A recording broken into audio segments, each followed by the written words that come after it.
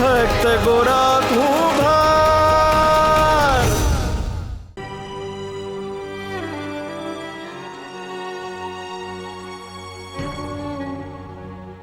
બેટા, તને તારી માની બહુ યાદ આવે છે ને? બહુ સાંભળે છે ને? તારી માં અને તારું ઘર? હા. હું તને કંઈ પણ કરીને તારા ઘર સુધી પહોંચાડી દઈશ. હું તને અને તારી માને વિખૂટા નહીં પડવા દઉં.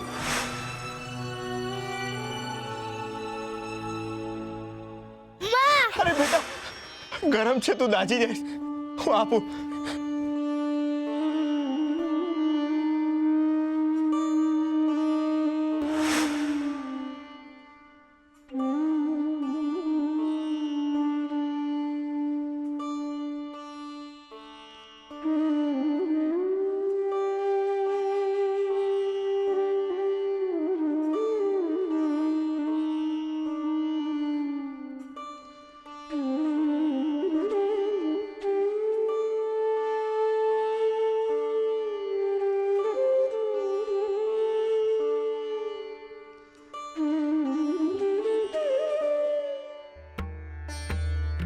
હું તમને હાથ જોડીને વિનંતી કરું છું કે જે પગે તમે તમારા દીકરાને ખૂંદી નાખ્યો એ પગ હવે તમે ક્યારે આ ઘરમાં ના મૂકતા.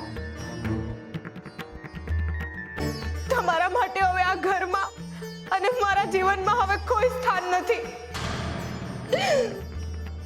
એટલે હવે તમે આ ઘરમાં નહીં, બહાર આંગણામાં સૂઈ જજો.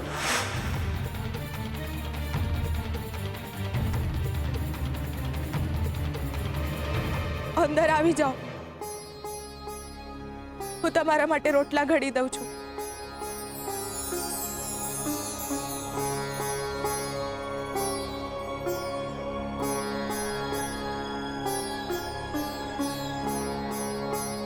હરે કૃષ્ણ, હરે કૃષ્ણ. હરી, મને ખબર છે તમે મારી સામે નથી, પણ હાથે છો. તમારી મારા ઉપર કૃપા થઈ ને તુલસીએ મને માફ કરી દીધો. અંધુએ હેમ ખેમ પાર પડી ગયું. તમારો હાથ પડ્યો ને તુલસીનો હાથ હચવાઈ ગયો. હરે કૃષ્ણ, હરે કૃષ્ણ. શ્રી હરિ નમો નારાયણાય. હું વાઈટ કરો છો કાકી? હાચે આ પાઈને તમારા ભાને વશમાં કરી હકીશ એમ? વશમાં? તું કહીશ બેસો તો બેસે, તું કહીશ ઊભા થાવ તો ઊભા થશે. હું વાઈટ કરો છો કાકી? ઈ મારા કીધે હાલશે એમ? હાસ તો વળી એકવાર આ પેટમાં ગયા પછી એમના મનમાં તો તમે જ રહેશો. હું વાતો કરી રહ્યા છે આ લોકો.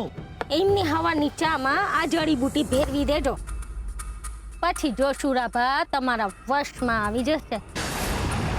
આ મીઠીનું ભમી ગયું લાગે છે. કેવી વાત કરે છે.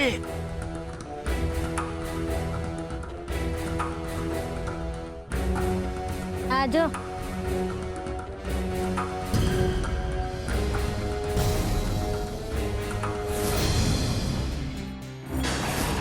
હાય બાપા, આ તો લાલ લોહી જેવી ચા થઈ ગઈ છે. આ ચા ન શુરાભાની તારા માટેની ચાહત છે. એકવાર આ પી જશે પછી ખાલી તારી જ વાવા કરશે.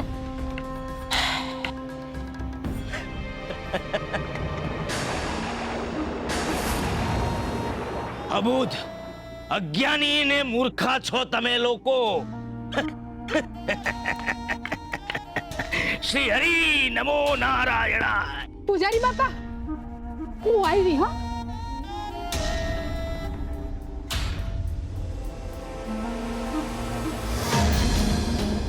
ઓ માં,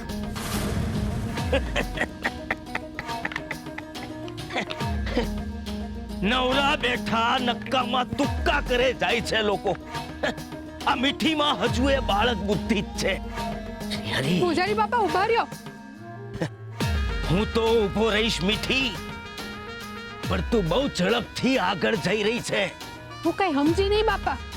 શું વાત કરતી હતી? હા? અને તું વળી ક્યારથી આ મંત્ર તંત્ર ને મેલી વિદ્યામાં માનવા લાગી છો? બીજું હું કરું બાપા? એમને કાલે કેટલા સમજાવ્યા હતા પણ સમજતા જ નથી. એ જેટલા મારા નથી ને એટલા ઓલા ગોરા ને તુલસીના છે. બાપા મારે હવે બાળક જોઈએ છે. મારી વાંજણી કોક મારાથી સહન નથી થતી. હવે હું એવો કોઈ ઉપાય શોધું છું કે જેનાથી મારા પર એમની નજર જાય અને એ ગોરા અને તુલસી પરથી એમની નજર હટાવે તો જ મારા પર પડશે બાપા.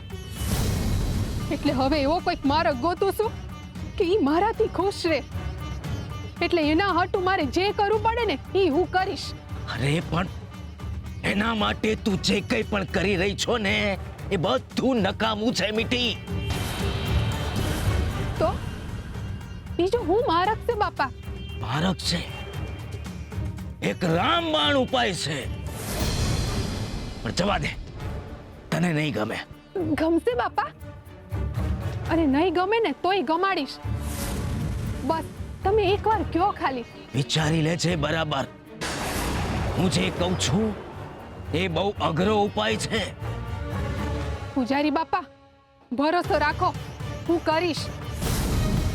મારા વરને ખુશ કરવા હાટું અને મારી વાંજણી કુક ભરવા હાટું તમે કહેશો ને ઈ હું કરીશ.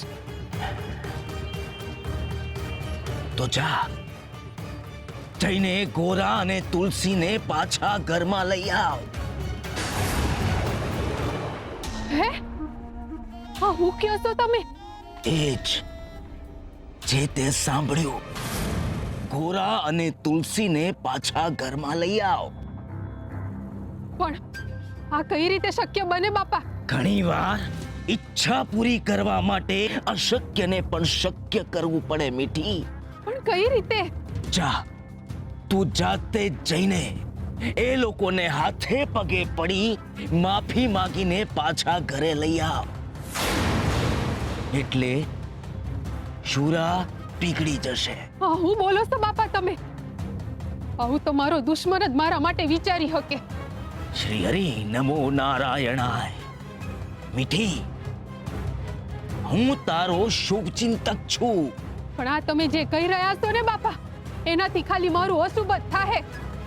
ઈ લોકોના લીધે જ ઈ મારાથી દૂર ગયા છે અને હવે એ લોકોને પાછા બોલાવી લો. કાંટો હંમેશા કાંટાથી જ નીકળે મીઠી. અને આ તારી લાલચાનો તુક્કો કોઈ કામ નહીં આવે. ગોરા અને તુલસીને પાછા ઘરમાં લાવવાથી શુરા અને ગામ લોકોની નજરમાં તારું સ્થાન ઊંચું થઈ જશે મીઠી. બાપા આ તો મેં જ પાથરેલી ઝાડ મારે સમેટવાની એવી વાત થઈ છે.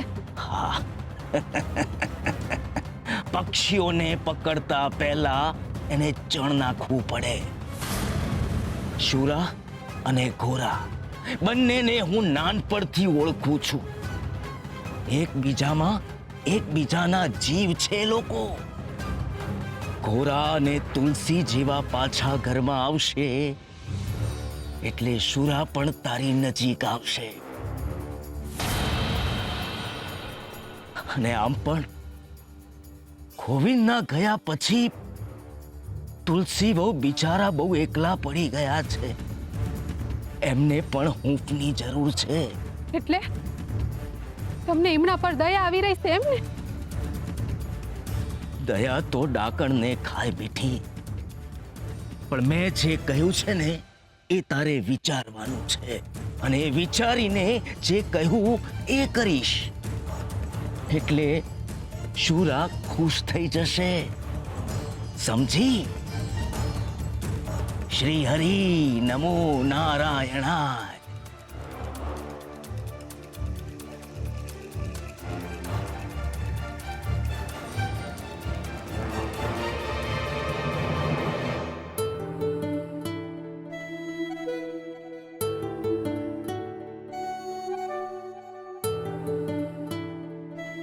ભગત, લો આ કલમ.